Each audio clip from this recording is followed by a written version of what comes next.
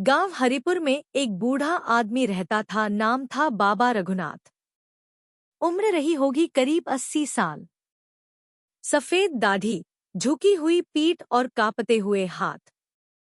लेकिन उसकी आंखों में एक अजीब चमक थी, जैसे कुछ छिपा हो कोई रहस्य।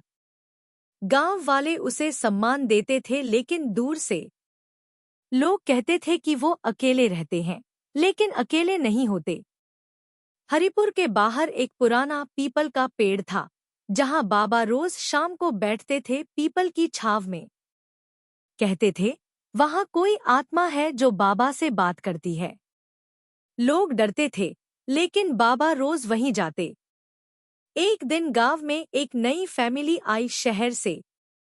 वो लोग थोड़े ही समय के लिए आए थे, किसी जमीन के काम से। उनके साथ थी एक प्यारी सी 5 साल की बच्ची गुड़िया। गुड़िया में कुछ खास था, उसकी मासूमियत, उसकी हंसी, जैसे फूलों की महक। पूरे गांव में वो सबकी चहेती बन गई। लेकिन उसकी सबसे खास दोस्त बन गई बाबा रघुनाथ। गुड़िया हर शाम बाबा के पास जाती, उनके हाथ में हाथ डालकर पीपल के नीचे बैठती और दोनों घंटों बातें करते।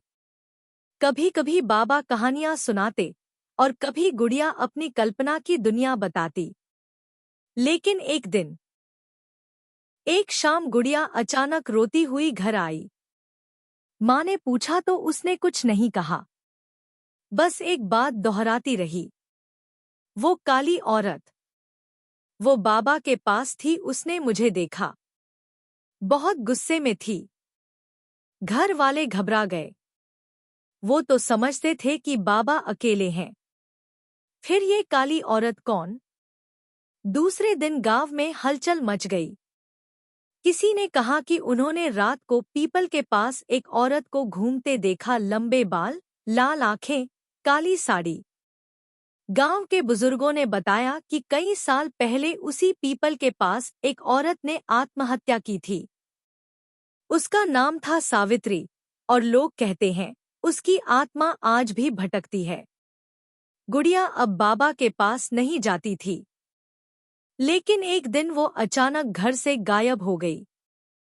पूरा गांव जंगल में ढूंढने लगा, नदी, खेत, हर जगह। लेकिन गुड़िया नहीं मिली। तभी किसी ने कहा, पीपल के पेड़ के पास चलो। सब भागे भागे पहुंचे।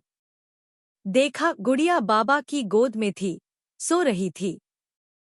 लेकिन बाबा की आंखें लाल थीं, चेहरे पर अजीब मुस्कान। गांव वालों ने डर के मारे पुजारी को बुलाया। पुजारी ने आते ही हवन किया, मंत्र पढ़े और बोला, ये आदमी अब इंसान नहीं रहा। इसके अंदर कोई आत्मा है, औरत की। और वो आत्मा इस बच्ची को चाहती है। सभी स्तब्ध। बाबा रघुनाथ तो हमेशा अकेले रहते थे। फिर यह आत्मा कब और कैसे उनके अंदर आ गई? गुड़िया के माता पिता ने उसे कसकर पकड़ा और घर ले गए। लेकिन गुड़िया हर रात चिल्लाती, मुझे बाबा के पास जाना है। सावित्री मुझे बुला रही है। अब डर साफ हो गया, गुड़िया पर भी आत्मा का असर हो गया था। पुजारी ने गांव वालों को एक रात पीपल के पेड़ के पास चलने को कहा। सभी मशाल लेकर पहुंचे। बाबा वहीं बैठे थे, आंखें बंद, गहरी ध्यान अवस्था में। पुजारी ने मंत्र पढ़ने शुरू किए। अचानक हवा तेज चलने लगी, पेड़ की डालियां हिलने लगी, और फिर बाबा की आवाज आई, लेकिन वो उनकी नहीं थी। मैं सावित्री हूं। मेरा बच्चा मुझसे छीन लिया गया था। अब ये बच्ची मेरी है। गांव वालों की रूह कांप गई। पुजारी चिल्लाया, तू एक मासूम बच्ची की मां कैसे बन सकती है? तुझे मुक्ति चाहिए या पाप? तभी एक तेज चीख गूंजी और बाबा जमीन पर गिर पड़े। जब बाबा होश में आए, उन्होंने एक चौंकाने वाली बात बताई। सावित्री उनकी पत्नी थी। उन्होंने अपने बेटे को बचाने के लिए सावित्री को पीपल के पास अकेला छोड़ दिया था, जहां उसकी मौत हो गई। बाबा आत्मग्लानि में पीपल के पास रोज बैठते थे, ताकि कभी सावित्री की आत्मा उन्हें माफ कर दे। जब गुड़िया आई, उसकी मासूमियत ने सावित्री के अंदर की माँ को जगा दिया और वो गुड़िया को अपनी संतान समझने लगी। लेकिन गुड़िया की मासूमियत और बाबा के पछतावे ने अंत में आत्मा को मुक्त कर दिया। बाबा रोते हुए बोले, सावित्री चली गई, लेकिन गुड़िया ने उसे सुकून दे दिया।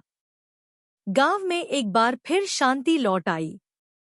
आज भी जब कोई हरिपुर जाता है, तो पुराने पीपल की छांव में एक छोटी सी बच्ची की हंसी सुनाई देती है और एक बूढ़े की गुनगुनाहट।